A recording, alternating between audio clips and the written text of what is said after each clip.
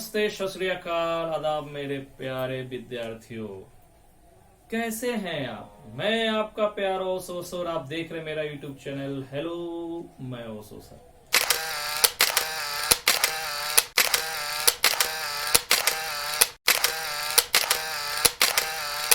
तो बच्चों, आज मैं आपके लिए एडवांस मैथ की सौगात लेकर आया हूं। तो पेन और पेपर लेकर हो जाइए तैयार, और आज से सिलसिला स्टार्ट होगा एडवांस मैथ का। तो नजर जमाए हुए रहिए बोर्ड पर, और एक एक बातों को, एक एक शब्दों को पेन के साथ पेपर पर उतारते चले जाइए। ये आपके लिए एक वरदान साबित होगी। तो चलिए बच्चों, जैसा आप बोर्ड पे देख रहे हैं कि आज मैं मेंसुरेशन यानी क्षेत्रमिति स्टार्ट करने वाला हूं। जैसा आपको मालूम है मेरे प्यारे बच्चों कि क्षेत्रमिति मतलब, क्षेत्र मतलब होता है एरिया, और मिति मतलब होता है मापन। तो क्षेत्र के मापन को मेंसुरेशन कहते हैं। क्षेत्र के मापन को क्या कहते हैं? मेंसुरेशन। अब मेंसुरेशन ना हमें दो प्रकार की पढ़नी है। मेंसुरेशन हमें कितने प्रकार की पढ़नी है बच्चों? दो प्रकार की। एक जिसका नाम आपका 2D है, और एक जिसे आप जानते हैं 3D। एक 2D और एक 3D। 2D और 3D में क्या डिफरेंस है, मैं थोड़ा उसे बता दूं। 2D जिसे आप जो है इंग्लिश में बोलते हैं 2 डायमेंशन, और 3D जिसे आप इंग्लिश में बोलते हैं 3 डायमेंशन। 2 डायमेंशन यानी कि आप इसे हिंदी में द्विआयाम भी लिख सकते हैं, द्विआयाम लिख सकते हैं आप इसे। और इसे आप इंग्लिश में त्रिआयाम, त्रिआयाम, त्रिआयाम भी लिख सकते हैं। अगर इंग्लिश मीडियम वाले बच्चे हैं तो लिखेंगे 2 डायमेंशन यानी TWO2, और आप लोग डायमेंशन 2 डायमेंशन, इसे आप लोग लिखेंगे 3 डायमेंशन, 3 डायमेंशन। तो ये मेरे प्यारे बच्चों, ये आपका 2D और 3D की चर्चा करनी है। लेकिन आप डिफरेंट एग्जामिनेशन में देखेंगे तो अभी सबसे ज्यादा प्रश्न लास्ट 5 प्रीवियस ईयर आप देखेंगे रेल बैंक एसएससी में, तो सबसे ज्यादा प्रश्न जो है 3D से पूछी जा रही है। तो आपको ज्यादा एफर्ट यानी कि जितने ज्यादा जो है आपको मेहनत है वो 3D में करनी है और लगानी भी है।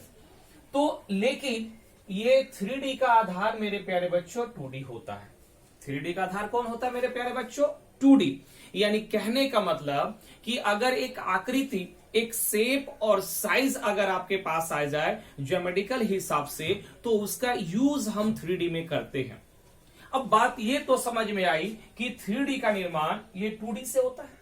3D का निर्माण किससे होता है? 2D से होता है। अब 2D में जैसा आपको यहां दिखाई दे रहा कि 2 डायमेंशन लिखा हुआ है, तो 2 डायमेंशन मतलब इसका मापन, जिसका मापन 2 डायमेंशन का डिफिनेशन क्या होता है, द्विआयाम का डिफिनेशन क्या होता है, इसकी परिभाषा क्या होती है?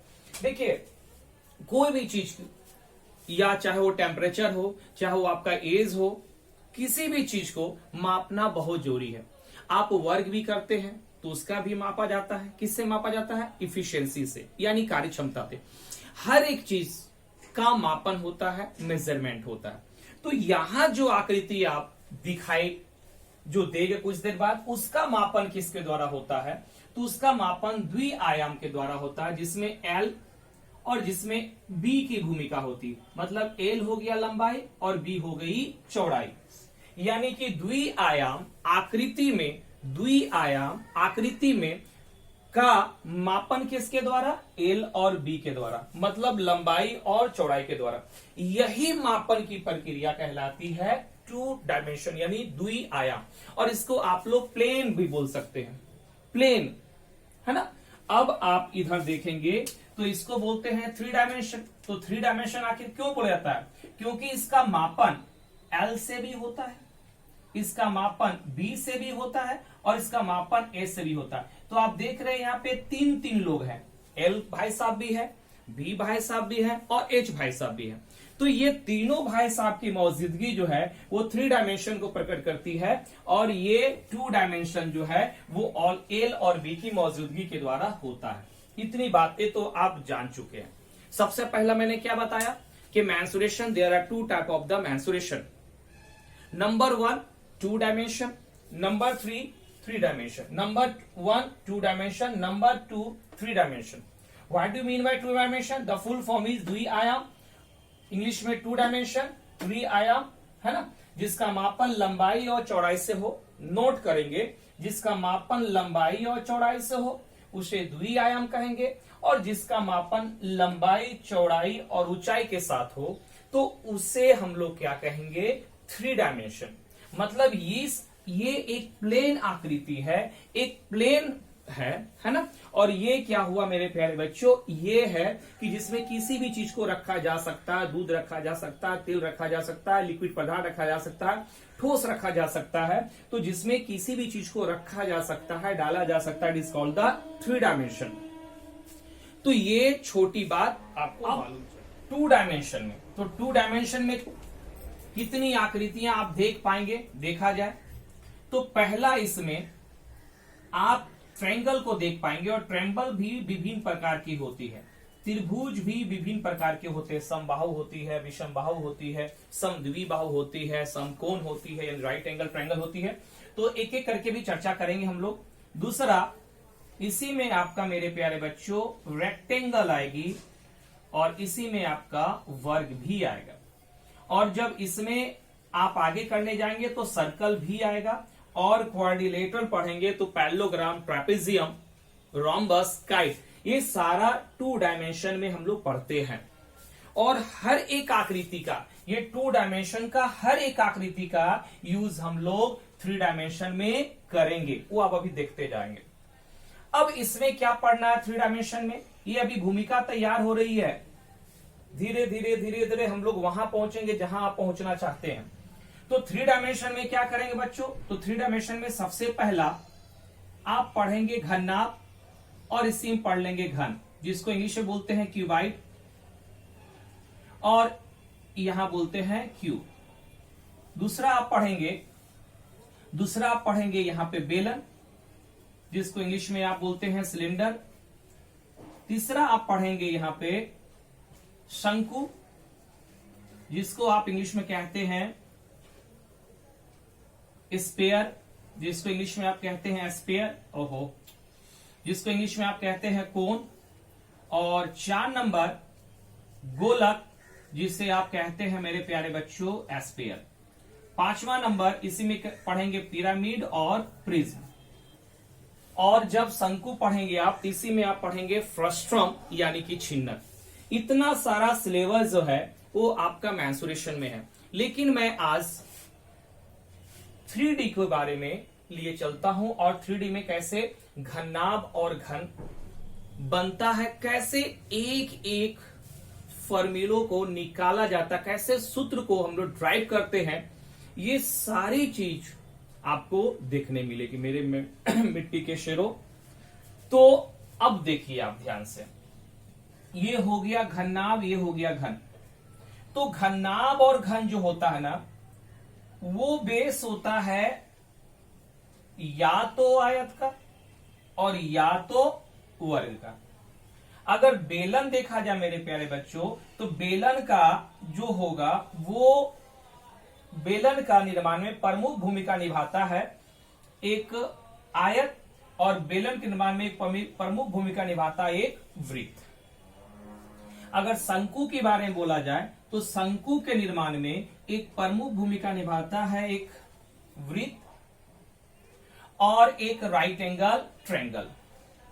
अगर गोलक बोला जाए तो गोलक में महत्वपूर्ण भूमिका निभाता है सर्कल, और यहां पे अगर प्रिज्म और पिरामिड लीजिएगा तो यहां पे रेक्टेंगल, यहां पे ट्रायंगल, यहां पे स्क्वायर, इन सभी का महत्वपूर्ण भूमिका होती है।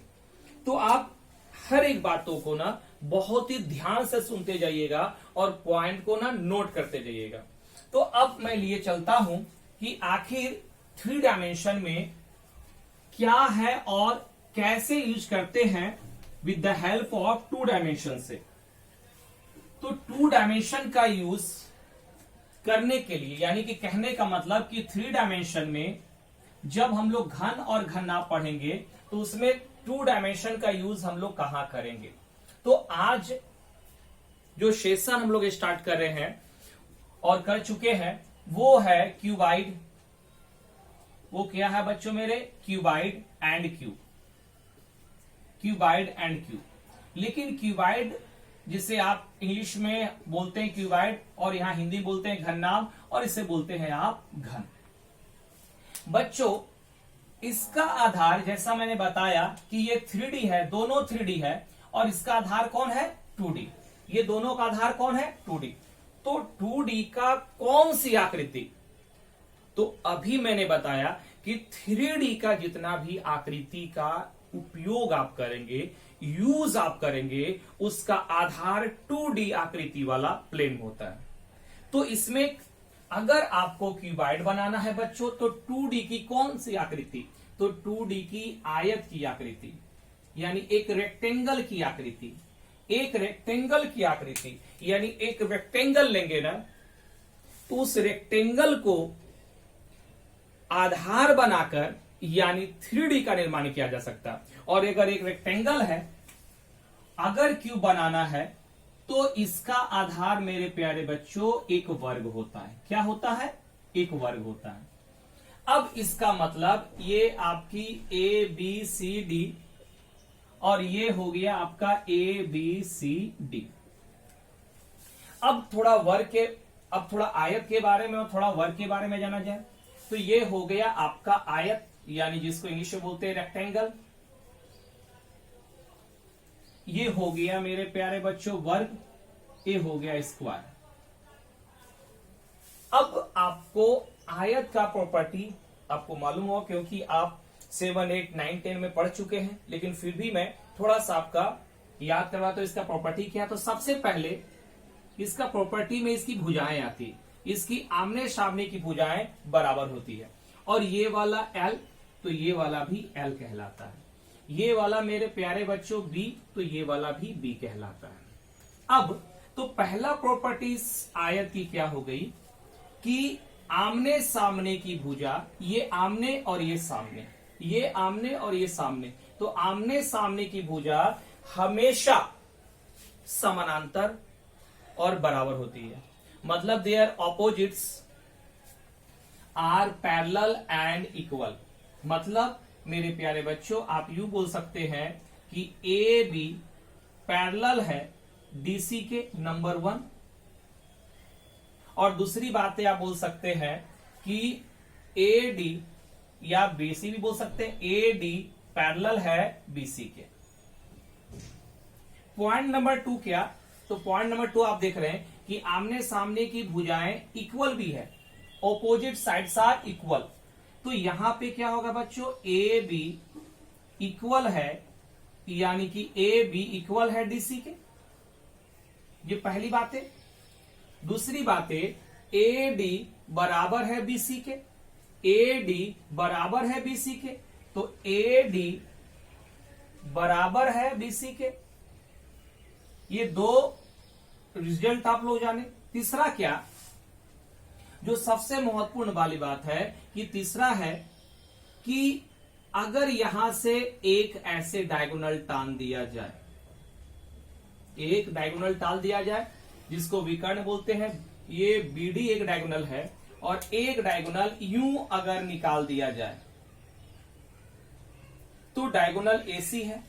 तो अब आप बोल सकते हैं कि बीडी डायगोनल बीडी जो विकर्ण है, बीडी जो विकर्ण है, बीडी जो विकर्ण है वो बराबर है किसके, एसी के। कैसे, मैं इसको बताऊंगा। और चौथा नंबर जो प्रॉपर्टी है मेरे प्यारे बच्चों वो है कि इसका प्रत्येक 90 डिग्री का कोण का निर्माण करता है, यानी कि प्रत्येक कोण 90 डिग्री का होता है। प्रत्येक कोण 90 डिग्री का होता है, यानी each angle is right angle. तो इतनी बातें आपको मालूम हुई। और फिर तो मैं जब ज्योमेट्री पढ़ाऊंगा तो उसमें और बहुत सारी चीजों को बताऊंगा। अगर यहां पे आप देखेंगे वर्ग के बारे में अगर चर्चा किया जाए तो आयत में और वर्ग में बहुत समानता है, लेकिन असमानता भी है। समानता क्या है मेरे प्यारे बच्चों वो देखिए, और असमानता क्या है वो देखा जाए। सबसे पहले इसके आमने सामने की भुजा, यानी कि सभी भुजाएं आपस में क्या होंगी, इक्वल होंगी। इसकी सभी भुजाएं आपस में क्या होंगी, बराबर होंगी। तो पहला पॉइंट यहां मेरे प्यारे बच्चों क्या आया कि इनकी भुजाएं समानांतर भी है और बराबर भी है। दैट मीन्स ए बी बराबर है किसके, यानी कि आप बोल सकते हैं डीसी के, फिर बराबर है ए डी, बराबर किसके है, एसी के, और बराबर सभी को मान लिया ए। ये पहला प्रॉपर्टी। और सभी आपस में पैरेलल है, यानी ए बी पैरेलल है डीसी के, तो उधर भी हो जाएगा ए डी पैरेलल है बीसी के। ये दूसरा रिजल्ट मेरे प्यारे बच्चों। अब बात पते की ये होती है, यहां तक बराबर है, तो क्या डायगोनल भी बराबर होगी, क्या डायगोनल भी बराबर होगी? तो अब आपको डायगोनल के बारे में कैसे चर्चा करा। अच्छा, एंगल के बारे में थोड़ा बता दूं, फिर डायगोनल के बारे में बता दूंगा। तो अब आप देख रहे हैं कि ये यहां पे ये भी 90 डिग्री 90 डिग्री 90 डिग्री 90 डिग्री यानी 90 डिग्री। तो इसका भी प्रत्येक कोण का मान कितना होता है, प्रत्येक कोण का मान मेरे प्यारे बच्चों कितना होता है, 90 डिग्री, यानी each angle is a right angle. हो गया। तो इतनी सारे बातें। और देखिए आप अगर देखेंगे यहां पे थोड़ी अगर बात देखेंगे, ये डायगोनल और ये डायगोनल की अगर बात करेंगे तो ये वाला ये वाला ये वाला ये वाला है। तो अगर इसका पाइथागोरस थ्योरम निकालेंगे तो क्या ये दोनों की मदद से ये आएगा, अभी मैं बताऊंगा, और फिर ये दोनों की मदद से आएगा। मतलब आप देख रहे हैं कि आयत का प्रॉपर्टी में बहुत सारा प्रॉपर्टी, अगर वर्ग का देख रहे हैं मैच कर रहा, लेकिन बहुत सारी प्रॉपर्टी जो है जो वर्ग और आयत में मैच नहीं कर रहा।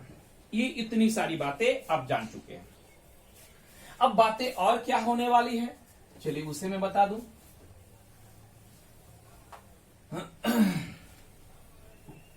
चलिए देखिए, सबसे पहले बच्चों ये एक बहुत महत्वपूर्ण बात आपके पास रख रहे हैं, और उसे हमेशा जो अपने जहन में बैठा लीजिए, दिमाग में बैठा लीजिए कि जब भी किसी नई आकृति का निर्माण करेंगे, जब भी किसी नई आकृति का निर्माण करेंगे तो हमेशा परिसीमा या परिमिति या परिमाप का मान होता है, यानी इंग्लिश में इसको बोल सकते हैं कि पेरीमीटर, इंग्लिश में बोल सकते हैं पेरीमीटर। अब ये बात आप लोगों को थोड़ा सा अनबन लग रही होगी, ये सारी बात है क्या, इसको थोड़ा डिटेल्स ना थोड़ा सा समझाने का कोशिश करें। देखिए मेरे प्यारे बच्चों, जब भी किसी नई आकृति का निर्माण करेंगे, जैसे मैं यहां पे एक आयत बना रहा हूं फिर से, तो जब मैं आयत बना रहा हूं तो ये नई आकृति का निर्माण हो रहा है। जैसे मैं यहां पे एक सर्कल बना रहा हूं तो सर्कल मेरे द्वारा बनाया गया है। अगर मैं एक वर्ग बना रहा हूं तो वर्ग मेरे द्वारा बनाया गया है, तो ये मेरे द्वारा नई आकृति बनाई गई है। मतलब पहले कोई आकृति नहीं थी, लेकिन मैं इन आकृतियों का निर्माण किया हूं। तो जब भी कोई नई आकृति का निर्माण होता है तो हमेशा क्या होता है, परिसीमा परिमिति के अंतर्गत रखते हैं, क्योंकि निर्माण के लिए आपको क्या करना था, आप 1 2 3 4 कहने का मतलब कि जितनी सारी सीमाएं हैं सभी सीमाओं को आप बंद कर दिए, यानी कहने का मतलब आप एक सीमा टान दिए।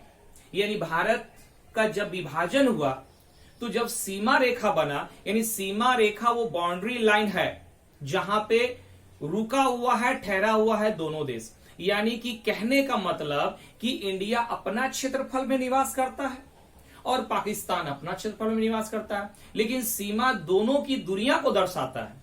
तो वही मेरे प्यारे बच्चों, जब इंडिया पाकिस्तान का बंटवारा हो रहा था तो वहां पे सीमा गठन हुआ था।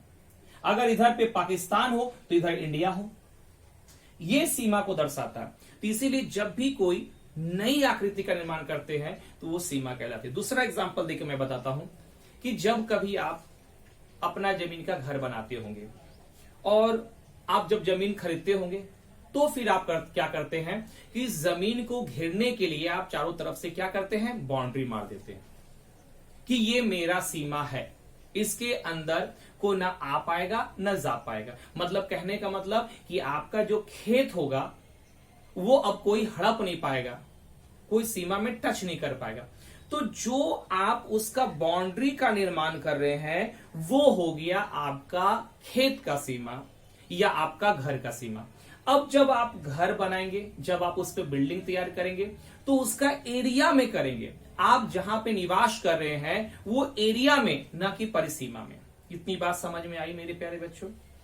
तो अगर एक बात और मैं पूछता हूं, तीसरा एग्जांपल और देकर बताता हूं कि अगर आप किसी केक का दुकान में गए और बर्थडे का केक का ऑर्डर दिए आप, और ऑर्डर देने के बाद वो बर्थडे केक ऑर्डर देने के बाद आप 2 पाउंड या 3 पाउंड का ऑर्डर देने के बाद जब रूम पे आए तो वो जो ऑर्डर लिया है, तो बेकरी जहां पे स्टोर होगा वहां पे जब वो सर्कल नुमा या रेक्टेंगल नुमा या स्क्वायर नुमा जब वो केक तैयार करेगा, तो जिस समय वो तैयार करेगा वो परिसीमा या परिधि का गठन करेगा।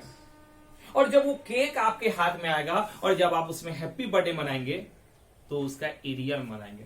तो ये बात इंपॉर्टेंट है, बहुत महत्वपूर्ण बात थी जो मैंने बताया, काफी बार ये यूज होगा।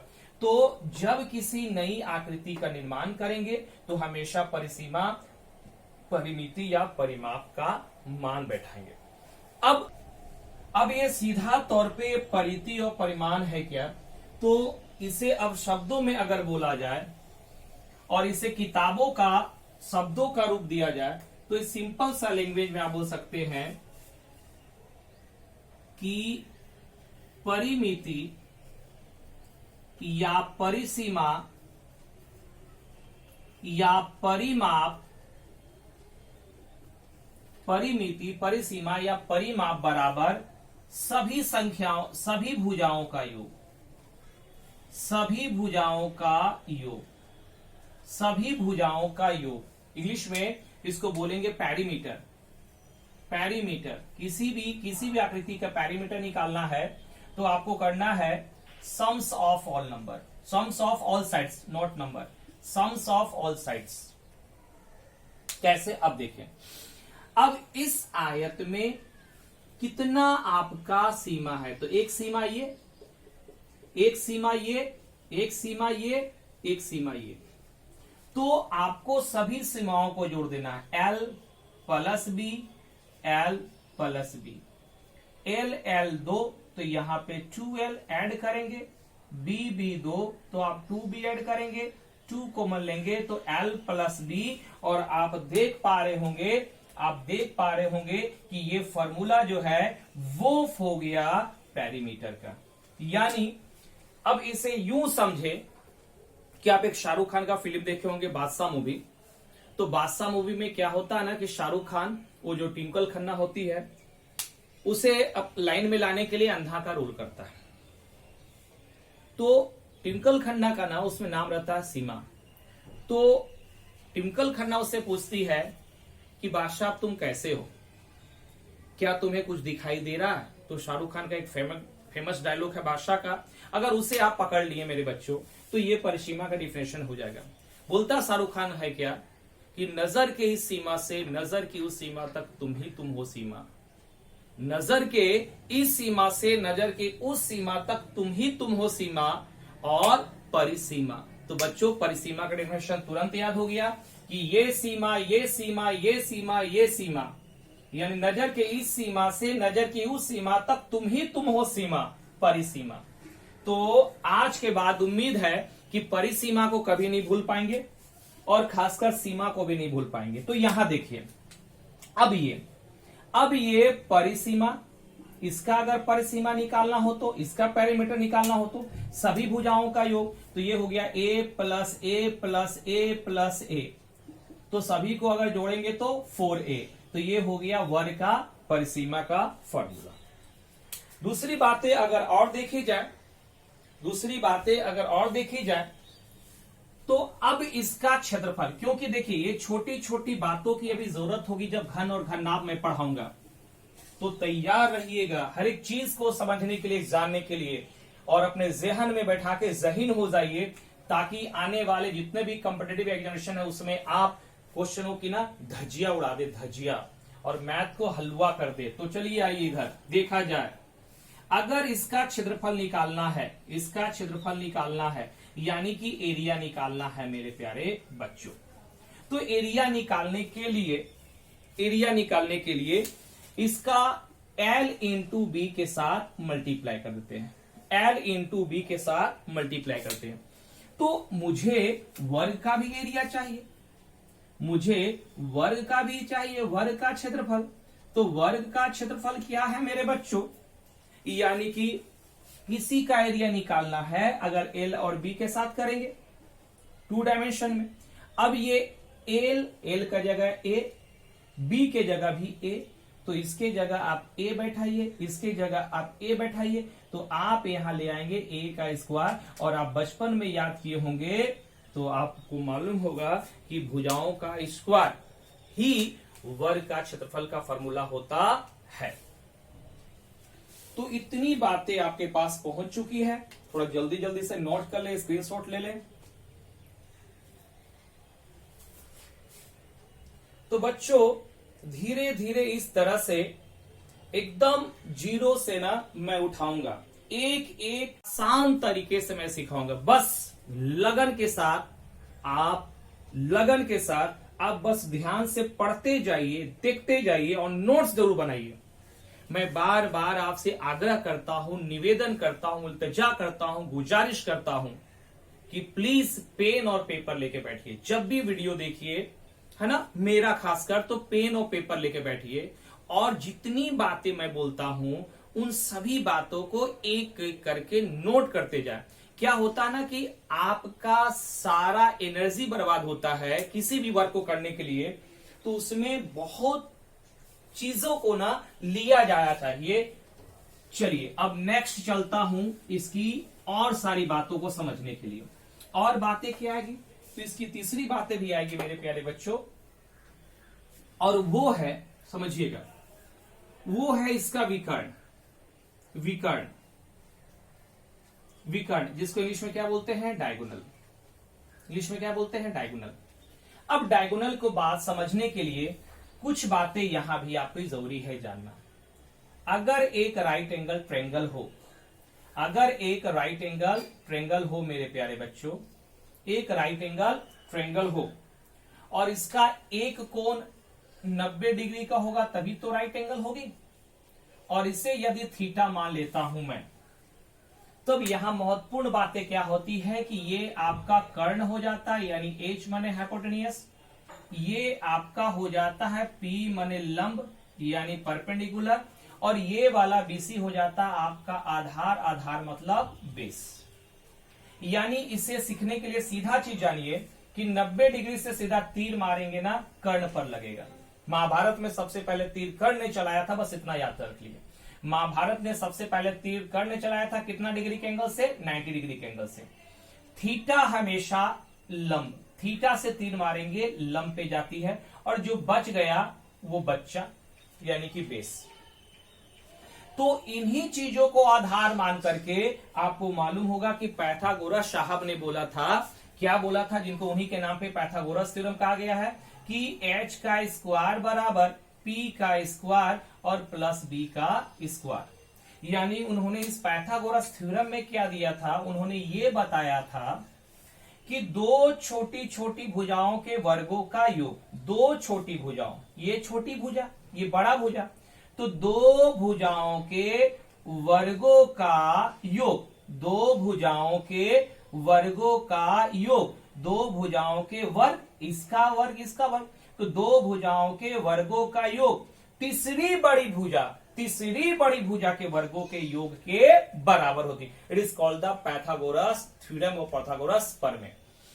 अब बच्चों आप यहां पे थोड़ा गौर से देखिए, अगर मैं इस ट्रायंगल को अगर फिर से दिखा दूं तो आप यहां पे क्या समझने की कोशिश कर रहे होंगे, थोड़ा समझिए। ये अगर फिर से मैं रेक्टेंगल बना दे रहा हूं, ये A, ये B, ये C और ये D, और ये डायगोनल है, तो आपको मालूम है कि इसका प्रत्येक कोण 90 डिग्री के बराबर है। अगर ये 90 डिग्री, ये वाला B, ये वाला L मेरे प्यारे बच्चों, तो क्या ये आकृति जो आप देख पा रहे होंगे, ये आकृति जो देख पा रहे होंगे आप, यहां वाला ये आकृति, ये पूरी आकृति क्या ट्रायंगल ऐसी है? तो आप बोलेंगे हाँ सर है। कौन सा ट्रायंगल? तो राइट एंगल ट्रायंगल। तो क्या यहां पे राइट एंगल ट्रायंगल का फॉर्मूला पाइथागोरस प्रमेय पे मैं बैठा दूं? अगर इसको अगर कर्ण मान लेता हूं, इसको अगर एच मान लेता हूं, तो आप बोलेंगे हाँ, यानी कि ये हो गया आपका विकर्ण। तो यहां पे विकर्ण का फॉर्मूला तब इसी के आधार पे क्या हो जाएगी मेरे प्यारे बच्चों? तो यहां पे हो जाएगी, यहां पे एल का होल स्क्वायर प्लस बी का होल स्क्वायर। तो ये इसके जगह, ये इसके जगह, और एच की जगह आपका हो जा रहा क्या? डायगोनल। यानी कहने का मतलब हो जाएगा डायगोनल का स्क्वायर बराबर एल का स्क्वायर प्लस बी का स्क्वायर। अगर इसको हटाएंगे तो ये रूट हो गया। It is called the formula of diagonal of rectangle, यानी कि ये आयत का, रेक्टेंगल का, यानी कि विकर्ण का फॉर्मूला आ चुका है। तो अब जैसे जैसे हम लोग चीजों को सीख रहे हैं रेक्टेंगल में, वैसे वैसे हम लोग स्क्वायर में भी सीख रहे हैं। तो अब स्क्वायर में भी बात आती है, तो स्क्वायर को भी थोड़ा सा मैं दिखा दे रहा हूं फिर से एक्सप्लेन करके कि अगर स्क्वायर है, ये वर्ग है, तो वर्ग की प्रत्येक भुजा बराबर होती है, वर्ग की प्रत्येक भुजा बराबर होती है। अब ये ए, ये बी, ये सी, ये डी, तो ये वाला अगर ए, ये वाला ए, ये वाला ए, तो ये वाला भी ए। अब जब सभी भुजाएं बराबर होती है, तो एक डायगोनल अगर यहां से यहां टान दिया जाए विकर्ण, तो आपको मालूम है कि इसका प्रत्येक कोण 90 डिग्री का, इसका भी प्रत्येक कोण कितना डिग्री का? 90 डिग्री का। अब आप एक बात बताइए कि यहां भी पाइथागोरस का थ्योरम होगा कि नहीं होगा मेरे प्यारे बच्चों? तो आप बोलेंगे हाँ सर होगा। कैसे होगा? देखा जाए। ये एच के जगह यानी ये वाला विकर्ण हो जाएगा, यानी यहां पे भी हो जाएगा विकर्ण, यानी डायगोनल, यानी विकर्ण का होल स्क्वायर। ये P के जगह हो जाएगा मेरे प्यारे बच्चों, P के जगह, P के जगह, P के जगह इसको मान ले रहे हैं, यानी A का स्क्वायर, दोनों ही तो सेम है, और B का जगह A का स्क्वायर। तो ये हो गया विकर्ण का होल स्क्वायर, विकर्ण का होल स्क्वायर, और बराबर इसे और इसे जोड़ेंगे तो A का स्क्वायर। तो ये आपका डायगोनल का होल स्क्वायर 2A का स्क्वायर। अगर मैं इसे हटा दूं कि ये आपका रूट, और आपको मालूम है कि रूट का वैल्यू 1/2 होता है, तो रूट का वैल्यू 1/2 होता है। अब इसके ऊपर तो रूट यूं ही रहेगा, लेकिन ये जो A स्क्वायर है यहां पे हो जाएगा 1/2, ये और ये कैंसिल, यानी हो जाएगा √2 इंटू A, और ये आपका हो गया फॉर्मूला किसका? यानी कि विकर्ण का, डायगोनल का फॉर्मूला। अब आप बोलेंगे सर आप तो स्टार्ट करने वाले हैं घन और घननाभ, लेकिन ये घन और घननाभ के चक्कर में ये आयत और वर्ग क्यों पढ़ा रहे हैं? तो घन और घननाभ की आधार जिसपे ये टीका हुआ है, घन और घननाभ, यही दोनों भाई साहब हैं। अगर इनके बारे में जानकारी अगर अधूरी होगी ना, तो घननाभ और घन में ना मैं पूरी जानकारी नहीं दे पाऊंगा, और नहीं वो पूरी जानकारी आपसे हो पाएगी। तो इतनी बच्चे बातें समझ में तो आ चुकी होगी, और उम्मीद है कि आप हर एक चीजों को ना नोट कर रहे होंगे। ध्यान से पढ़िए, सावधानी से पढ़िए, ईमानदारी के साथ पढ़िए। एक बार मेहनत कीजिएगा, उसका फल बार बार मिलेगा। नोट करते जाइएगा। चलिए, तो अब लिए चलता हूं अब घननाभ के बारे में और घन के बारे में। तो घननाभ और घन के बारे में क्या है, अब उसके बारे में किया जाए।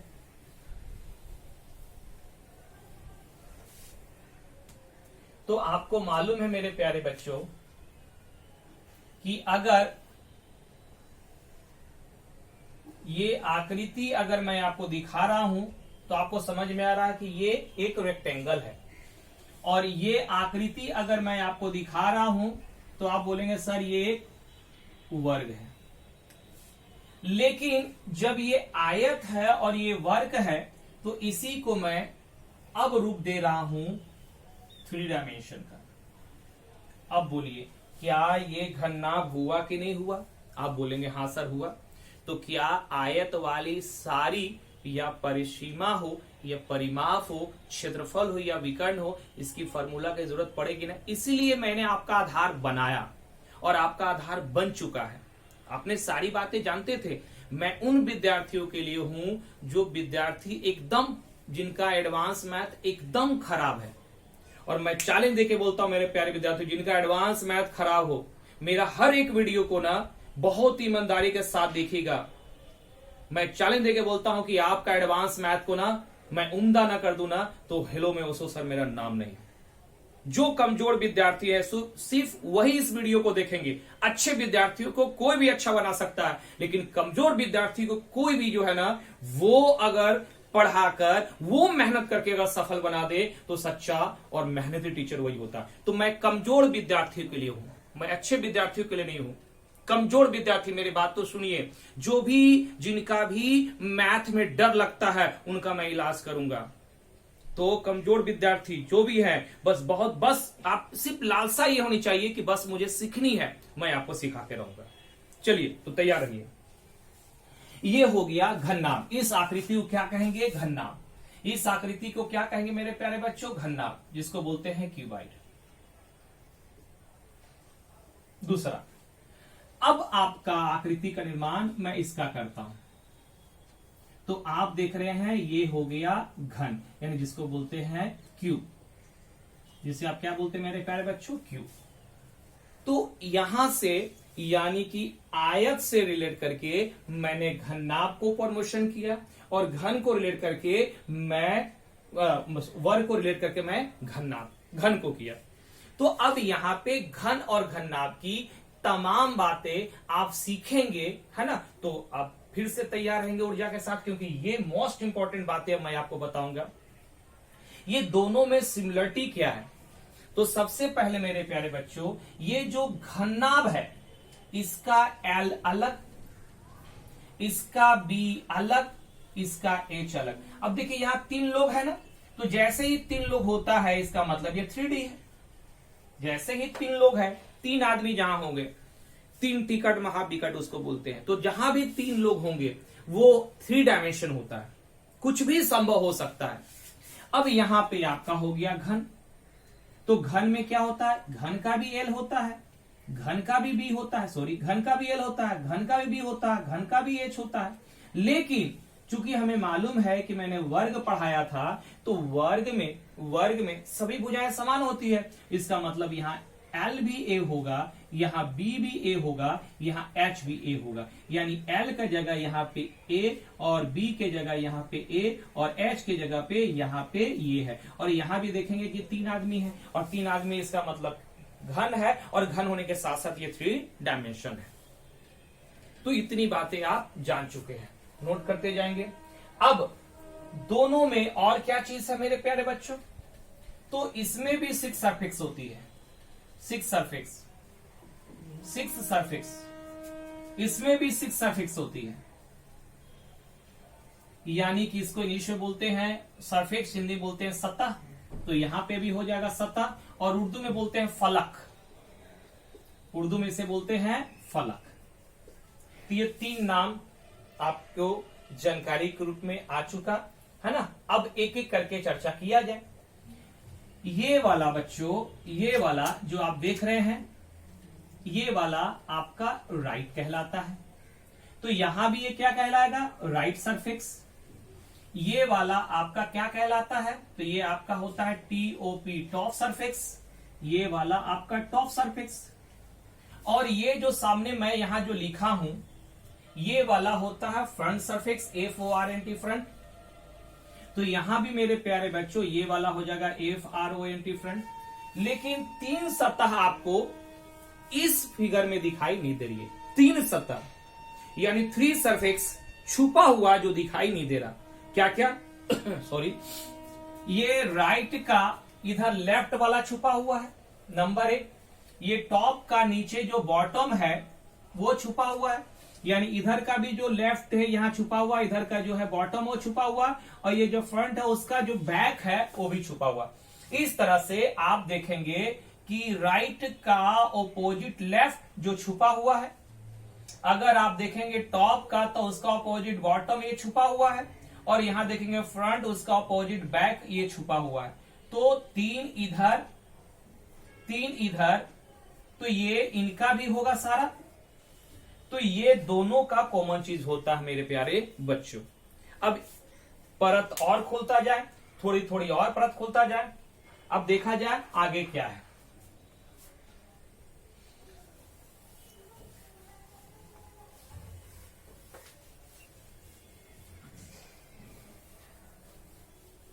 चलिए अब देखिए, इसे मैं अब अगर मैं पूरा रूप में इसे दिखाऊं, इसे मैं पूरा रूप में इसे दिखाऊं, तो अब आप स्पष्ट देख पाएंगे कि यहां पे 3 डायमेंशन बन रही है। ये हो गई। अब आप यहां पे देख पा रहे हैं जो वहां पे मैंने छुपाया था यहां पे अब आपको दिखाई दे रही है। तो ये वाला राइट, ये वाला लेफ्ट, ये वाला टॉप, ये वाला बॉटम, ठीक है ना मेरे प्यारे बच्चों। और यहां पे यदि अगर वर्ग बनाया जाए, यहां पे यदि वर्ग बनाया जाए तो यहां पे भी सेम,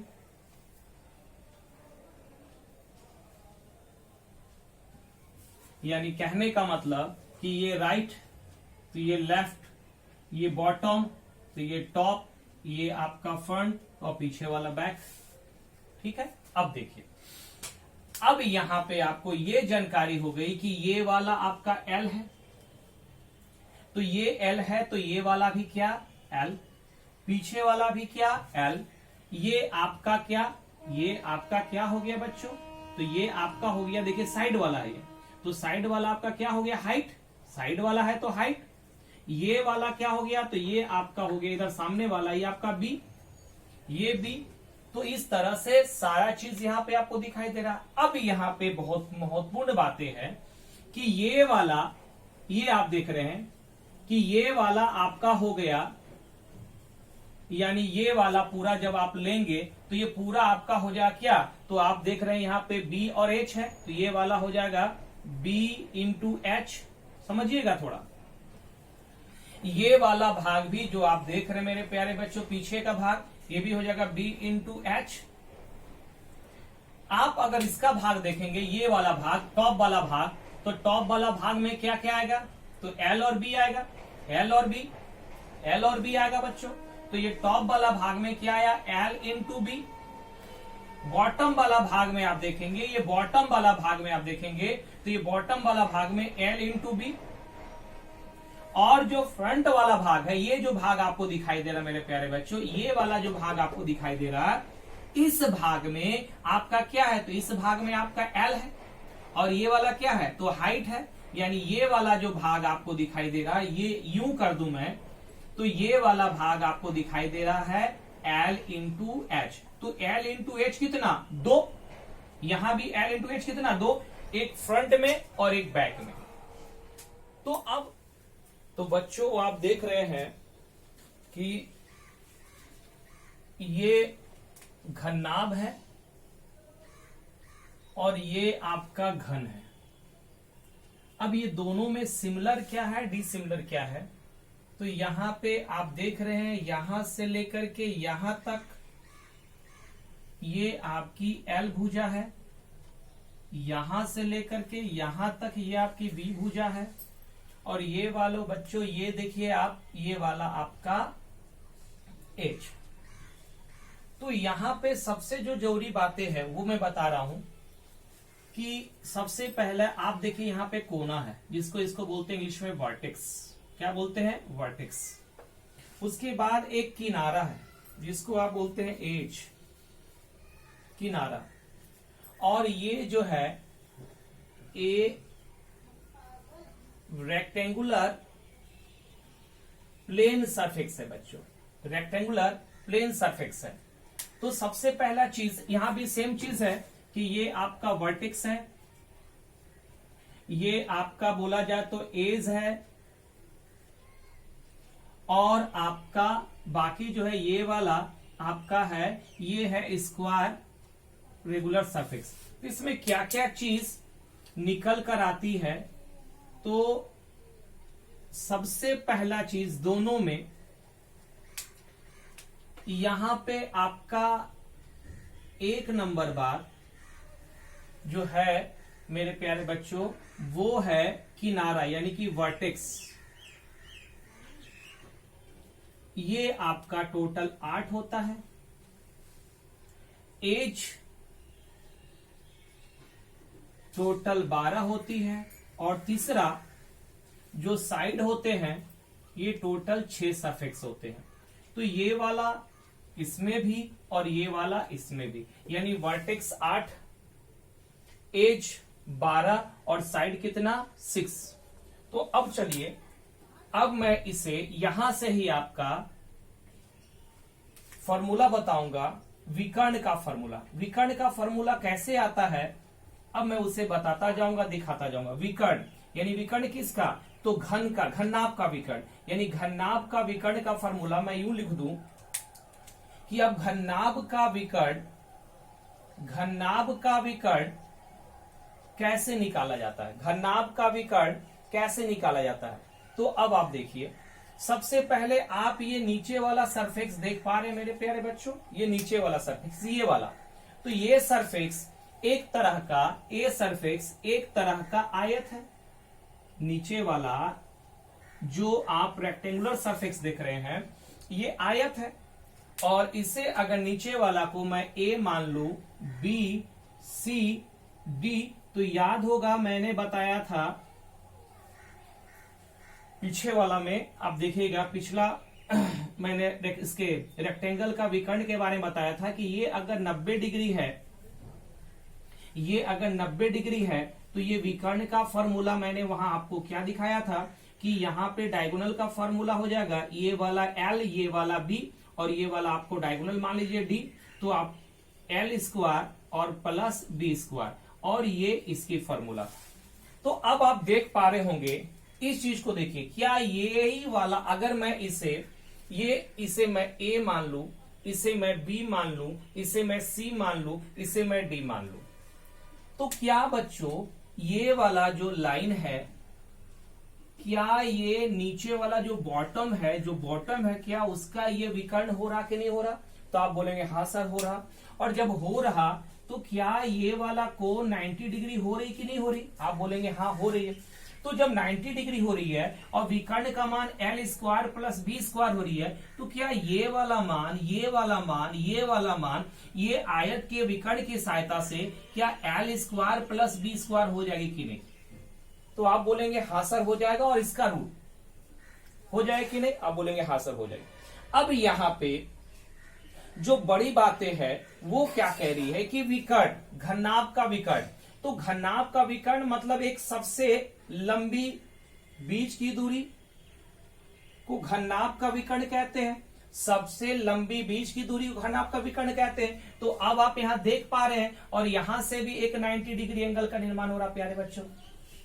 डायगोनल लिख दे रहा हूं, और ये डायगोनल मतलब क्या, तो अब यहां समझिए, ये वाला, ये वाला, ये वाला, यहां से यहां देखिएगा, यहां से यहां, माने मैं यूं दिखा दूं एक करके, और कि ऐसे आप देख पा रहे होंगे, ये वाला डी मान ले रहा हूं, ये वाला आपका बी मान ले रहा हूं, और इसे और ई मान ले रहा हूं। तो अब आप देखिए क्या ये 90 डिग्री, ये बच्चों मेरे प्यारे 90 डिग्री, और अगर ये 90 डिग्री तो ये डीबी, ये डीबी यानी यहां से यहां, आप यहां से यहां देखिए डीबी, यानी डीबी का मान कितना है बच्चों, डीबी का मान, ये विकर्ण, यहां का मान, ये विकर्ण, तो डीबी का मान आपका आया एल का स्क्वायर प्लस बी का स्क्वायर और रूट, ये डीबी का मान क्या आया, ये देखिए डीबी का मान, यही डीबी यहां पे है बच्चों। तो इसका मान अभी आप क्या लाए, तो इसका मान लाए आप एल का स्क्वायर प्लस बी का स्क्वायर रूट, तो ये वाला चीज यहां पे है, यही वाला मेरे प्यारे बच्चों यहां पे है, यही वाला यहां पे है, अब जब ये वाला यहां पे है, इसका मदद से L, और ये आपका जब ट्रायंगल बना, पूरा ट्रायंगल है, ये B का मदद से जब हम लोग लिए, ये B का मदद से जब हम लोग लिए, तो ये छोटा वाला ट्रायंगल से L और B का स्क्वायर, ये निकल गया L स्क्वायर और ये B का स्क्वायर। अब ये वाला ट्रायंगल क्या दिखाई दे रही है, तो ये हो गया D और E, तो D और E, तो यहां भी पाइथागोरस थ्योरम अप्लाई होगी कि नहीं होगी।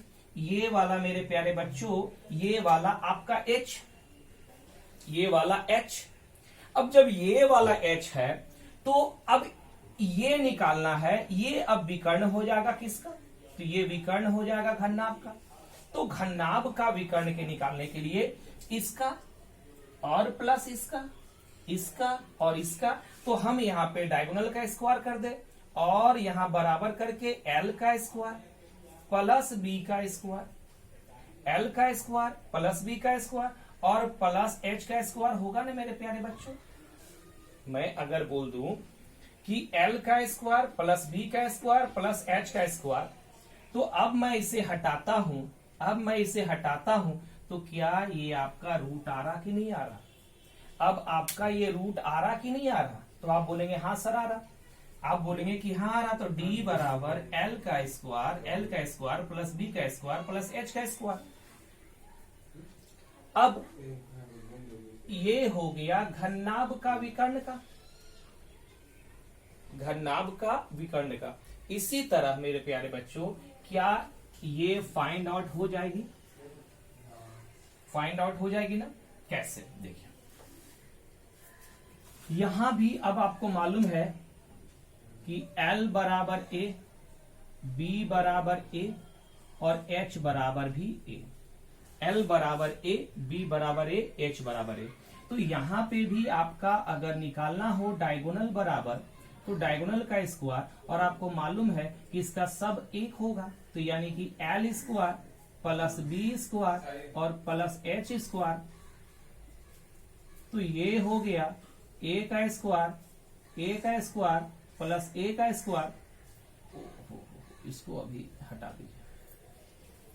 तो डायगोनल बराबर एक एक एक, यानी कि 3A का स्क्वायर रूट में, इसलिए डायगोनल बराबर, अब आप देख रहे हैं कि रूट 3 इंटू, और आपको मालूम है कि रूट का वैल्यू होता है 1/2, तो यहां पे A का स्क्वायर इंटू 1/A का स्क्वायर अगर करेंगे तो आ जाएगा diagonal equal to root 3 into A।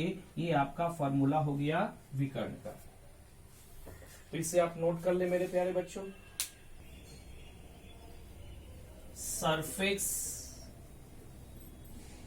Area versus lateral surface area, मतलब इसे बोलते हैं, हिंदी बोलेंगे संपूर्ण तल का क्षेत्रफल, और इसको बोलेंगे वक्र तल का क्षेत्रफल या पृष्ठ तल का क्षेत्रफल या पार्श्व तल का क्षेत्रफल। अब ये दोनों में अंतर क्या है मेरे प्यारे बच्चों, दोनों में अंतर पहले समझे। दोनों में अंतर क्या है, बहुत बड़ा अंतर है, क्योंकि जब 3D चैप्टर आप पढ़ेंगे जिसमें आपका घननाभ होगा, जिसमें आपका सिलेंडर होगा, कोन हो गया, जिसमें आपका फ्रस्टम होगा, प्रिज्म होगा, पिरामिड होगा, तो इन सभी में ना आपका टोटल सरफेस एरिया और लेटरल सरफेस एरिया, मतलब संपूर्ण तल का क्षेत्रफल और वक्र तल का क्षेत्रफल, ये पूछा जाएगा। अगर यही आपको नहीं मालूम है कि टोटल क्या है और वक्र क्या है, तो अगर इसका थोड़ा थोड़ा दोनों के बारे में जानकारी मिल जाए और दोनों का डिफरेंस पता चल जाए, तो क्वेश्चन के तह तक आप जा सकते हैं। क्योंकि यहां पे ना मैथ में ना अंकों का उठापटक होता मेरे प्यारे बच्चों, माने अंक को जितना अच्छा समझ आएंगे, शब्दों को जितना समझ आएंगे ना, उतने आप आंसर के करीब पहुंचेंगे। तो यहां पे मैं अभी बताने जा रहा हूं संपूर्ण तल का क्षेत्रफल और वक्र तल का क्षेत्रफल, दोनों में क्या विशेष अंतर है वो देखा जाए। अगर मैं प्यारे बच्चों यहां इस तरह से एक अगर या तो घन बना दूं या तो घननाभ बना दूं, दूसरा मैं यहां पे एक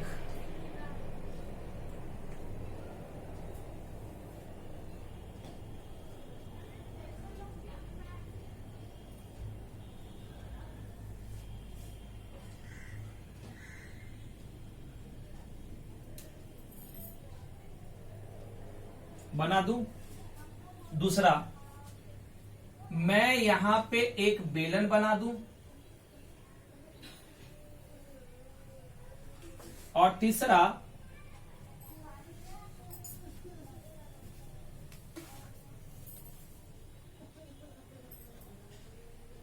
एक शंकु बना दूं। तो ये यहां पे इन चित्रों से मैं समझा पाऊंगा टोटल सरफेस एरिया क्या है और लेटरल सरफेस एरिया क्या है बच्चों। तो ध्यान से समझिएगा दोनों का अंतर।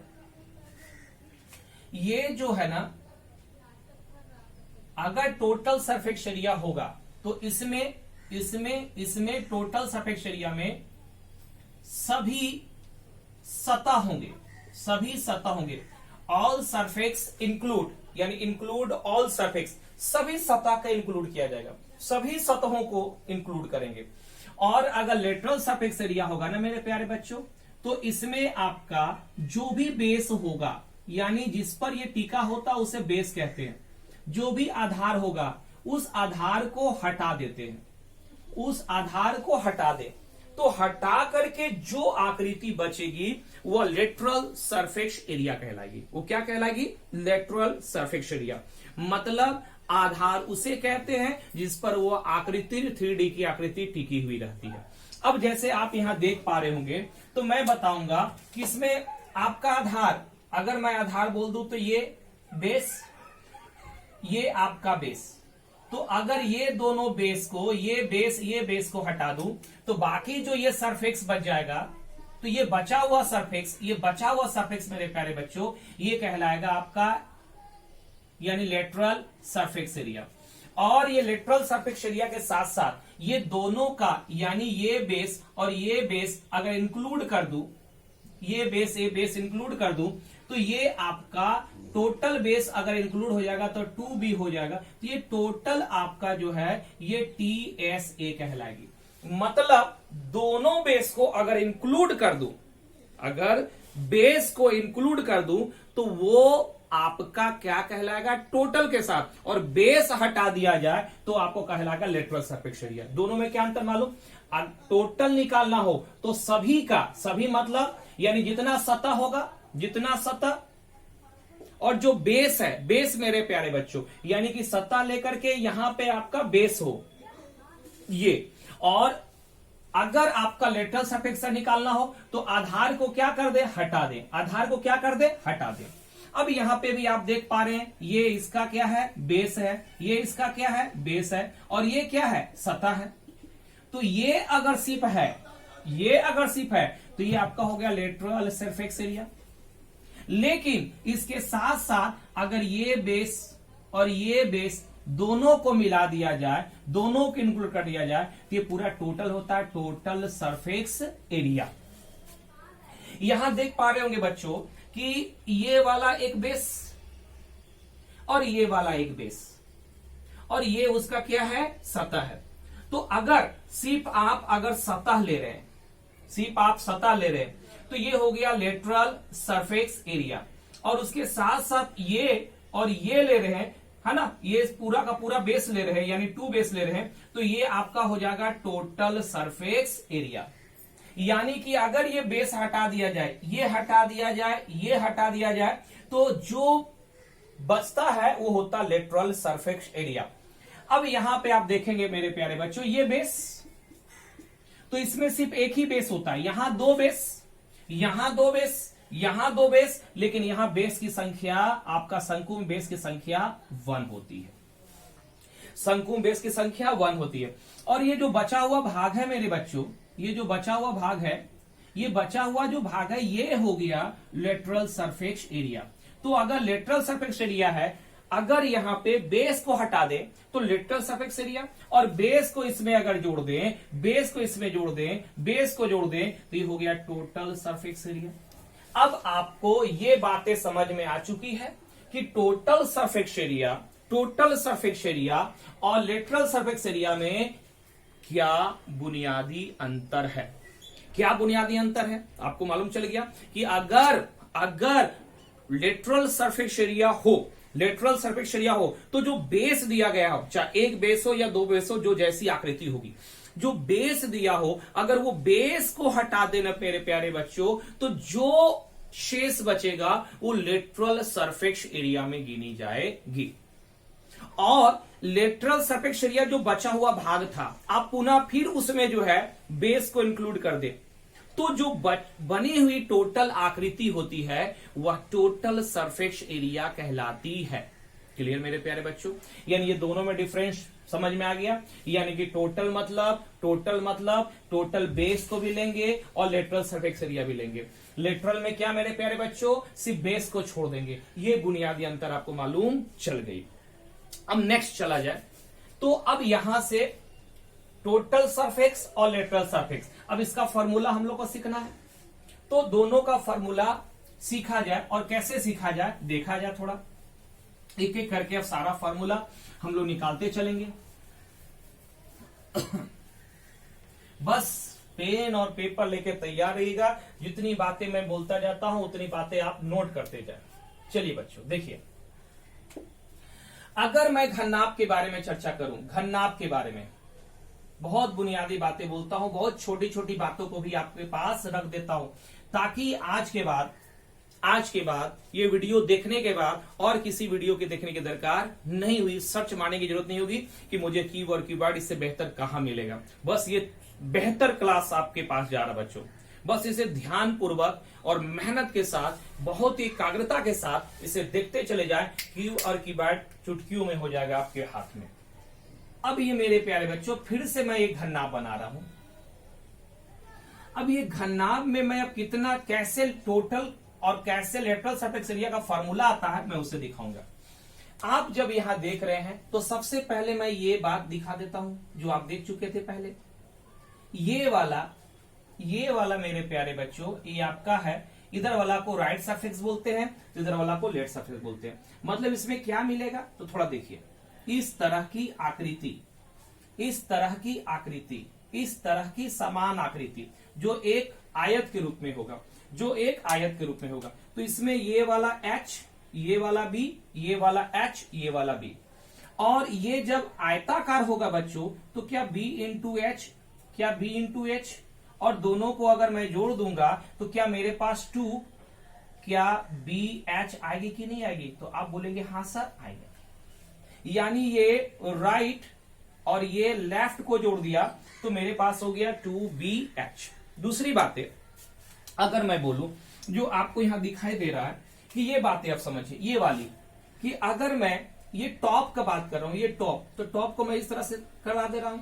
ये अगर आप देख रहे होंगे, और नीचे वाला आप ये अगर बॉटम देख रहे हैं जो पीछे तक है, यानी ये जो बॉटम आप देख रहे हैं ना मेरे प्यारे बच्चों, तो ये बॉटम का अब आकृति क्या होती है वो देखिए थोड़ा। ये कुछ इस तरह से आपको दिखाई देगी। यानी ये आपके पास एक ऊपर टॉप और सेम आकार का, सेम साइज का नीचे वाला, यानी कि ये हो गया आपका टॉप और ये हो गया आपका बॉटम। तो टॉप और बॉटम में क्या क्या मिलता है? तो टॉप और बॉटम में यहाँ पे B, ये वाला आपका L, ये B, तो ये वाला L, ये आपका B। टोटल कितना? तो आप देख पा रहे हैं कि यहाँ पे अगर ऐसा करूंगा तो L और B, तो टोटल आपके पास 2 है, तो यहाँ पे हो जाएगा टोटल कितना? तो टोटल 2LB। इतना तक बातें समझ में आ रही है ना मेरे प्यारे बच्चों? अब तीसरी बात ध्यान समझिएगा, ये वाला बात समझिएगा, ये वाला, तो ये आपका टोटल फ्रंट, ये आपका टोटल फ्रंट, और वैसा ही पीछे बैक। तो ये देखिए किस तरह से आपको 2 और दिखाई देगी। थोड़ा मैं बता दे रहा हूं, 2 किस तरह से आपको दिखाई देगी। एक ये और एक मेरे प्यारे बच्चों ये 2 दिखाई दी। ये आप फ्रंट कर ले, ये आप बैक कर ले। अब इसमें ये हाइट, इसमें ये वाला आपका L, ये आपका हाइट, ये आपका L। अब जब इसका L इंटू एच करेंगे, L इंटू एच करेंगे तो आपके पास 2L इंटू एच हो गया मेरे प्यारे बच्चों, और ये जब हो गया तो आपके पास आया 2LH। ये दो। अब समझने वाली बात यह है कि मैं कुछ इस तरह से बता दूं, सपोज कीजिए कि मेरे हाथ में एक मछली का घर है, यानी कि कैरियम है, और मैं उसे हाथ में लेके रखा हूं। तो मछली वाला, जिसे मछली को रखा जाता है, घर में रखते होंगे एक्वेरियम के रूप में, तो वो मछली क्या होता है, एक क्यूबॉइड शेप होती है। अब वो मेरे हाथ में, सपोज कीजिए मेरे हाथ में है। अब हाथ में तो देखिए कितना सरफेक्स आपके सामने दिखाई दे रही होगी, थोड़ा ध्यान रखिएगा। अगर वो मेरे हाथ में है तो 6 सरफेक्स, पहला मैं बता रहा हूं कौन सा, एक साइड वाला, ये एक साइड में होती है जिसमें एक हाइट होगी और एक ब्रेथ होगी।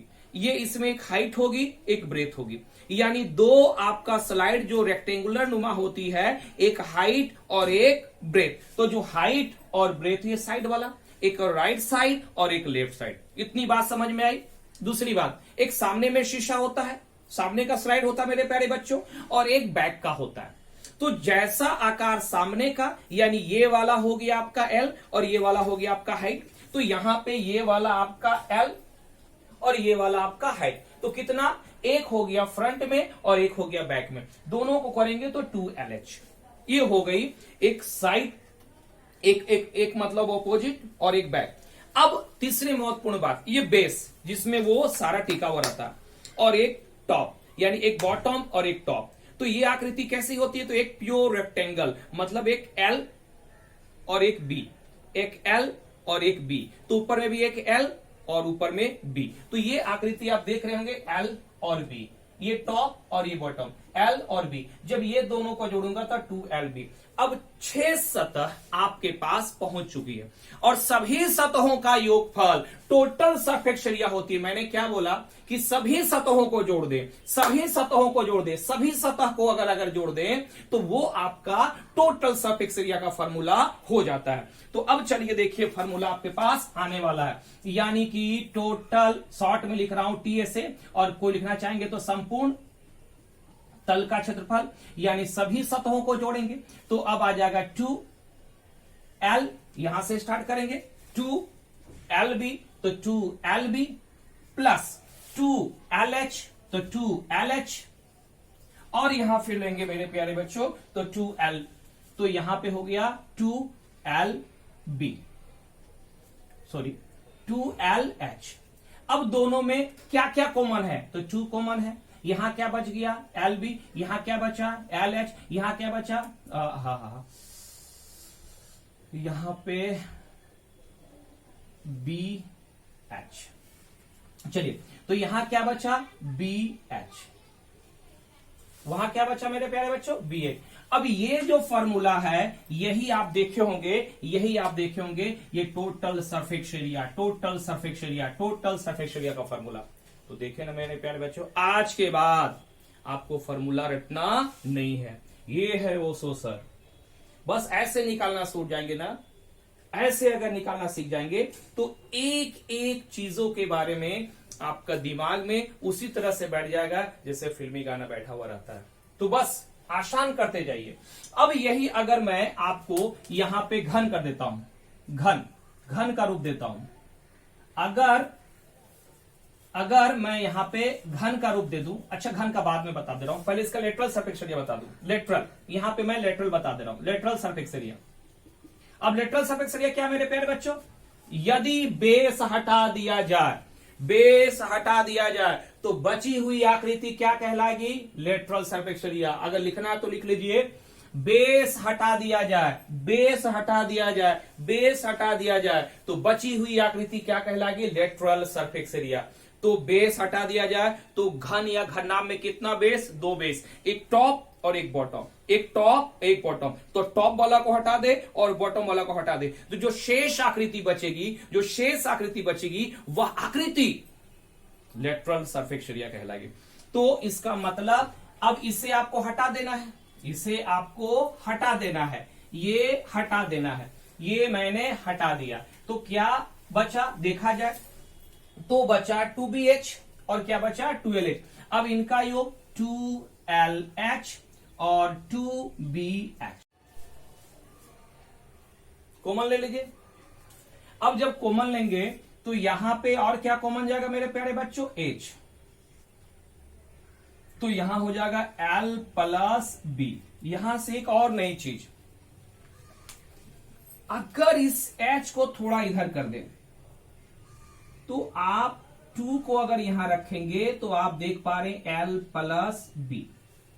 अब मेरे प्यारे बच्चों, क्या मैंने शुरुआती बात जब आयत का परिसीमा मैं जब बताया था तो क्या वहां से कुछ झलक आ रही है ना? इसीलिए मैं ये चैप्टर जब घननाभ और घन स्टार्ट कर रहा था तो आयत से स्टार्ट किया, वर्ग से स्टार्ट किया। क्यों? क्योंकि जब तक आयत के बारे में आप नहीं जानेंगे, जब आप वर्ग के बारे में नहीं जानेंगे, तब तक आप इसे भली भांति नहीं जान पाते हैं। इसका मतलब हर एक को आधार होता है। इसीलिए मैंने क्या बोला कि एडवांस मैथ मैं आपको सिखाऊंगा, और मैं जो पढ़ने में अच्छे हैं उनको कोई भी पढ़ा सकता है, लेकिन जिनका खराब है मैथ, जिनको मैंसुरेशन दिमाग में नहीं जाती है, एडवांस मैथ नहीं जानती है, तो उनके लिए सिर्फ ओशो सर है। मैं सिखाऊंगा मेरे प्यारे बच्चों, मैं आपका हेलो, मैं ओशो सर। बस मेहनत से देखते जाइए, एक एक चीजों को समझते जाइए, नोट करते जाइए, फिर उन जो पढ़ने में अच्छे हैं, जो बचपन से ही अच्छे हैं, उनसे भी आप चैलेंज ले लीजिएगा। तो इसीलिए आप नजर लगाए रहिए बोर्ड पे। तो अब देखिए, ये आप अगर देखेंगे तो ये हो गया क्या, तो याद करिए आप, ये अगर आयत है तो आयत का परिसीमा याद होगा, आयत की परिसीमा बराबर 2l प्लस b। तो ये आपका हो गया आयत की परिसीमा, और इसके साथ क्या हो गया मेरे प्यारे बच्चों, h। अब यहां से एक और नया फॉर्मूला आया। अब नया फॉर्मूला क्या, एक नंबर तो वहां था विकर्ण का, ये 2 और ये 3, और यहां से एक मैं नया फॉर्मूला देने जा रहा हूं, चारों दीवारों का क्षेत्रफल। तो चारों दीवारों का क्षेत्रफल का फॉर्मूला यही है। चारों दीवारों का क्षेत्रफल का फॉर्मूला मेरे प्यारे बच्चों यही है। मतलब क्या है, तो मतलब क्या है, तो मतलब है यहाँ पे 2h और l प्लस b, ये चार दीवारों का क्षेत्रफल का फॉर्मूला हुआ। यानी अगर मैं ऊपर लिख दे रहा हूं, थोड़ा देख लीजिए दिस साइड, यहां पे, यानी कि ये हो जाएगा चारों दीवारों का क्षेत्रफल। तो चारों दीवारों का क्षेत्रफल का फॉर्मूला क्या हो गया, यहां पे हो जाएगा 2h और l प्लस b। इतनी बातें आपको मिल चुकी है, यानी कि ये 4 नंबर फॉर्मूला गया। 1 नंबर फॉर्मूला क्या था, तो विकर्ण का फॉर्मूला था 1 नंबर, यानी रूट ओवर l का स्क्वायर प्लस b का स्क्वायर प्लस h का स्क्वायर। नोट करिए, स्क्रीनशॉट ले लीजिए जल्दी से।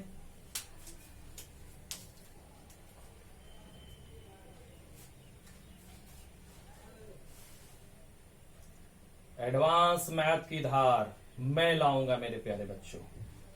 बस जैसे जैसे पढ़ा रहा हूं वैसे वैसे पढ़ते जाइए। हर एक क्वेश्चन को मैं पोस्टमार्टम से समझाऊंगा और पोस्टमार्टम करते हुए समझाऊंगा।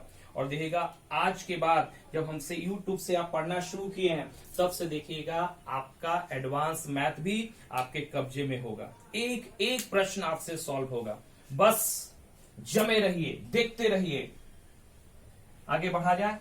अब नेक्स्ट बातें क्या होती है, यहीं पे मैं एक और बातें बता देता हूं, और वो बातें क्या है मेरे प्यारे बच्चों, वो देखिए। ये तो हो गया 4, और अगर 5वां मैं इन्हें दे दूं कि कमरे के फर्श या छत का क्षेत्रफल, कमरे के फर्श या छत का क्षेत्रफल। तो देखिए, जितना कमरा का फर्श होगा उतना ही लंबाई और चौड़ाई छत का भी होगा। तो एक तरह से रेक्टेंगल हो गया, यानी L इंटू बी, यानी इसका बस कर देंगे L इंटू बी। तो L इंटू बी मतलब लंबाई गुने चौड़ाई। तो ये हो गया कमरे के फर्श और छत का क्षेत्रफल। यानी 5 फार्मूला आप यहां सीख चुके हैं। अब इसी को थोड़ा सा आगे लेके चला जाएगा, तब तक आप नोट कर लीजिए। अब आप सीख चुके हैं, सब फॉर्मूला आपके पास जा चुका है। किसका? तो ये घन नाभ का। अब घन का भी चर्चा करूं मैं, तो घन का अगर मैं चर्चा करूं तो मेरे प्यारे बच्चों, ये आपके पास एक छोटा सा घन है और इस घन की सभी भुजाएं आपस में बराबर है। ये वाला ए सारा ए है मेरे प्यारे बच्चों, सारा ए है, मतलब L बराबर भी ए, B बराबर भी ए और H बराबर भी ए। तो अब आ जाइए, अब इसका टोटल सरफेस एरिया का फॉर्मूला। किसका? तो ये घन का, यानी कि मैं लिख देता हूं घन का संपूर्ण तल का क्षेत्रफल, यानी total surface area of cube. क्या फॉर्मूला था बच्चों? तो आपको याद कीजिए, 2LB plus BH plus LH। याद आ रहा? बस सबका मान क्या बैठाएंगे? ए। सबका मान क्या बैठाएंगे? ए, यानी 2A, यहां भी ए, यहां भी ए, यहां भी ए, यहां भी ए, यहां भी ए, तो हो जाएगा A into a plus A into a plus A into a. तब कितना हो गया? तब आप देख पा रहे होंगे, ये हो जाएगा A गुना करेंगे A का स्क्वायर प्लस A का स्क्वायर प्लस A का स्क्वायर। तो बच्चों यहां पे हो गया 1 2 3, यानी हो जाएगा यहाँ पे 3A का स्क्वायर, आपस में मल्टीप्लाई करेंगे 6A का स्क्वायर। ये फॉर्मूला जो आपने बचपन में सीखा था। अब लेटरल सरफेस एरिया, तो लेटरल सरफेस एरिया के लिए अब आ जाइए, लेटरल सरफेस एरिया क्या है? तो ये हो गया lateral surface area of cube, यानी कि वक्रतल का क्षेत्रफल या पार्श्वतल का क्षेत्रफल का फॉर्मूला। उसका मैंने क्या बताया था? जब भी वक्रतल का क्षेत्रफल हो जाए तो बेस हटा दे, बेस हटा दे, बेस हटा दे, बेस हटा दे, बेस हटा दे, बेस हटा दे, बेस हटा दे, बेस हटा दे। तो यहां बेस क्या है मेरे प्यारे बच्चों? ऊपर वाला और नीचे वाला, ये दोनों हटा दे, यानी कि ऊपर वाला ये, नीचे वाला ये, मतलब ये दोनों हो गया। तो यहां पे जो शेष बचा वो क्या बचा? तो शेष बचा, याद होगा आपका 2 याद होगा यहाँ पे 2, उसके बाद 2 था ना, तो बस खाली इसको हटाइए 2, उसके बाद क्या हो जाएगा LH और 2BH। अब आप 2 कॉमन लीजिए, याद आ रहा होगा, 2 कॉमन लेंगे तो यहां क्या आ जाएगा LH प्लस BH। सबका मान क्या है? A है, तो ये हो गया 2A into a plus A into a. अब आप देखेंगे यहाँ पे A का स्क्वायर प्लस A का स्क्वायर, ये दोनों जोड़ेंगे तो ये आपका हो जाएगा 2, ये हो जाएगा 2A का स्क्वायर, आप गुना करेंगे 4A का स्क्वायर, ये आपका हो गया वक्रतल का क्षेत्रफल, इसका घन का। तो बच्चों जल्दी नोट कर लें आप लोग।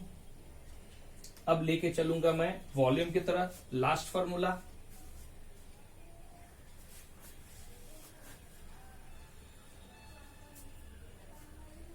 स्क्रीनशॉट ले ले। चलिए, अब आप सीख चुके हैं, सबसे पहला क्या सीखे याद होगा? तो आपने सीखा सबसे पहला वॉल्यूम, विकर्ण। सबसे पहला आपने सीखा डायगोनल, घन का डायगोनल, घन नाभ का डायगोनल। फिर आपको मैंने सिखाया टोटल सरफेस एरिया और लेटरल सरफेस एरिया। अब अंतिम पड़ाव पे पहुंचते हैं, जिससे अंतिम जो है फॉर्मूला निकलता है, और वो है मेरे प्यारे बच्चों, वो है आयतन का, यानी कि इंग्लिश में बोला जाए तो वॉल्यूम का, यानी वॉल्यूम ऑफ ए क्यूबाइड या वॉल्यूम ऑफ ए क्यूब, यानी cuboid, volume of A cuboid and cube. अब आयतन मतलब क्या? What do you mean by volume? तो जो वस्तु जितना स्थान घेरती है, माने किसी वस्तु को अगर कहीं रख दे और जितना स्थान घेर लेगी वह उसका वॉल्यूम कहलाएगा।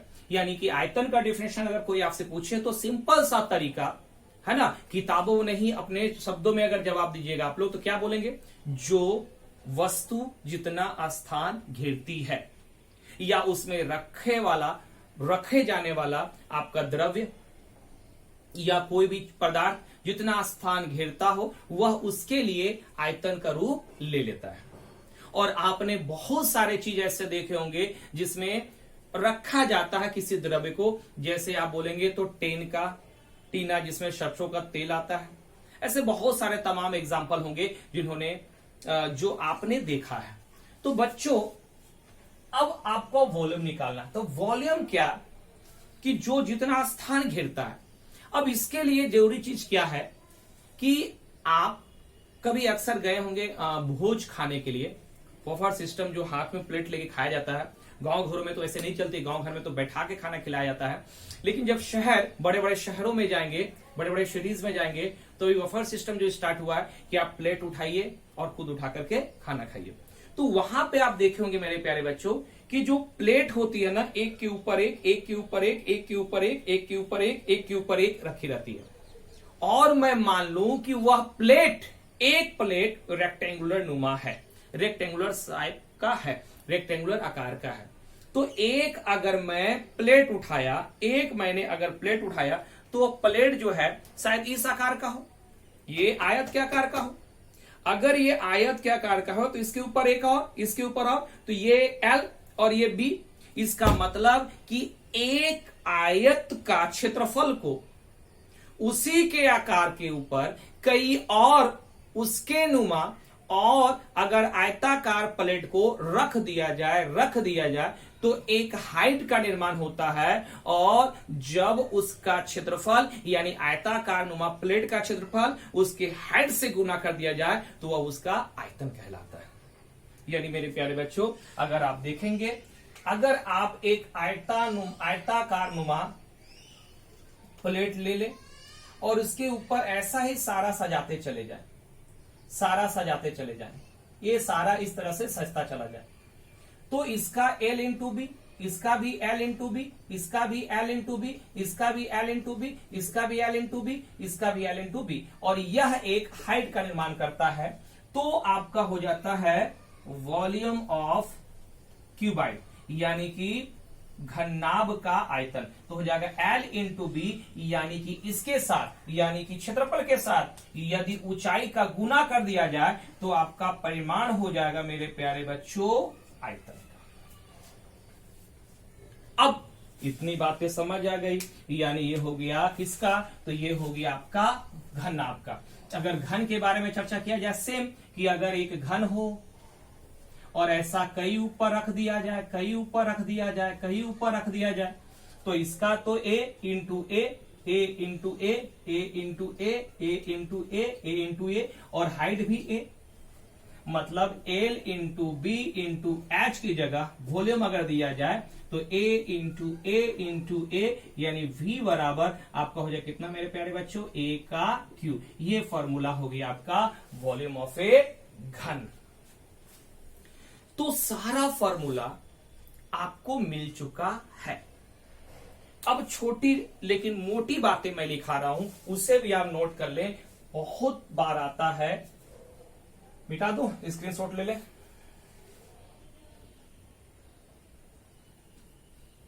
हो गया, चलिए पॉइंट लिखना शुरू करिए, कॉपी में लिखिए, मैं भी यहां लिख दे रहा हूं। लिखिए किसी घन या घननाभ, किसी घन या घननाभ, किसी घन या घननाभ, किसी घन या घननाभ, किसी घन या घननाभ की प्रत्येक भुजा A गुना कर दिया जाए। किसी घन या घननाभ की प्रत्येक भुजा A गुना कर दिया जाए, चाहे वो घन हो सकता है और चाहे वो घननाभ हो सकता है। यानी चाहे वो घन हो और चाहे मेरे प्यारे बच्चों चाहे वो क्या हो, घननाभ हो। यानी चाहे वो घन हो या घननाभ हो, प्रत्येक भुजा मतलब इसका प्रत्येक भुजा मतलब ए, प्रत्येक भुजा अगर A गुना कर दिया जाए तो पहला रिजल्ट आपसे पूछेगा कि उसे तलों का क्षेत्रफल ज्ञात करें, और दूसरा पूछेगा उसका आयतन ज्ञात करें।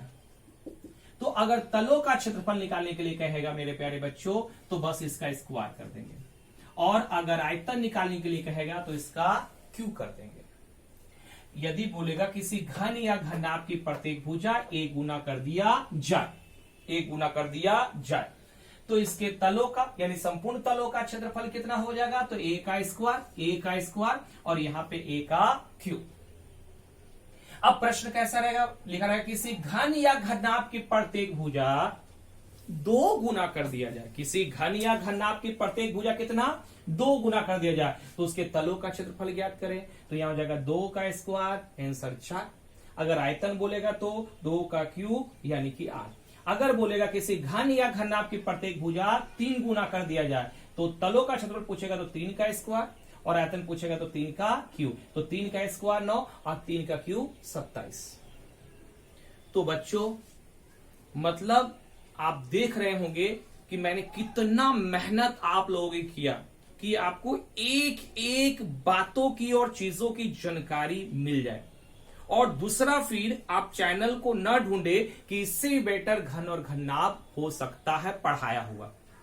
यानी मैंने कहां से स्टार्ट किया, 0 लेवल से, एकदम शून्य से मैंने स्टार्ट किया। और आप देखिएगा एकदम 0 लेवल से आयत का एकदम छोटा सा पॉइंट से लेकर के वर्ग का छोटा सा पॉइंट से लेके उठाते देखिए कैसे आज मैं लेकर आया हूं कि फॉर्मूला सारा कैसे निकाला जाता है। बस अब जो नेक्स्ट सेशन होगा मेरे प्यारे बच्चों वो होगा प्रैक्टिस का सेशन, क्योंकि सबसे महत्वपूर्ण होता है प्रैक्टिस का सेशन। और घन और घनाभ से जितना बेहतरीन क्वेश्चन है जो विभिन्न एग्जामिनेशन में आ चुकी है और शायद आपके एग्जाम में भी शायद वो क्वेश्चन आ जाए, तो मैं अब उसे कराऊंगा। तो तैयार रहिएगा नए एनर्जी के साथ, नए ऊर्जा के साथ। तब तक के लिए मुझे विदा दीजिए। मैं आपका ओशो सर, थैंक यू, धन्यवाद।